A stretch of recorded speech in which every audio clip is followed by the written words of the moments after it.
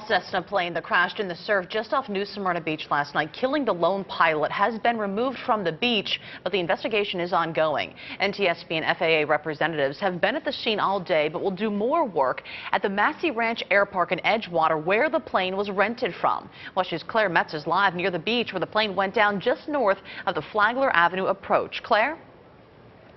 Yeah, Meredith, the pilot has not been identified to us, but according to the owner of the plane, who operates a company called Flight Time Building at the air park, she's a 38-year-old woman he met 3 days ago who wanted to rent a plane to build hours. He says she was not checked out on his particular plane to fly alone, and certainly not in bad weather.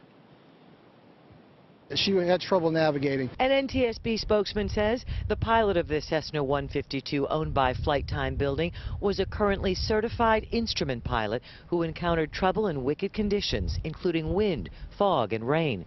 The pilot was in touch with the Daytona Beach Tower, trying to find the nearest airport moments before the crash. Whether she was lost or not, I don't know that.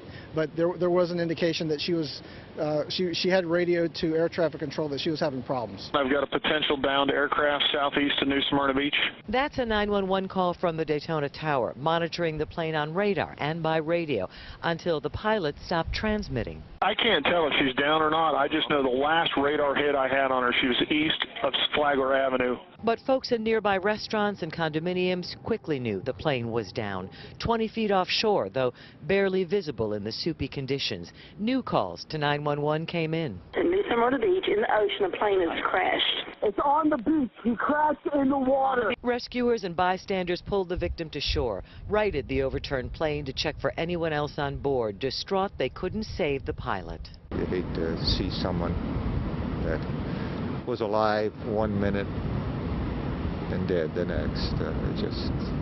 It's awful. The owner of the plane was on the beach earlier with NTSB and told me by phone the victim rented plane time from him 3 days ago to build hours. He said she flew with his instructor Monday, but was not checked out or given permission to fly the plane alone.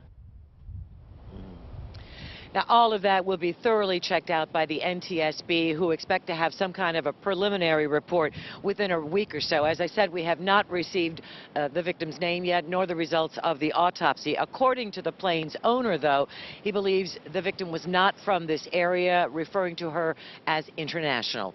We're live in New Smyrna Beach, Volusia County. Claire Metz, WESH 2 News.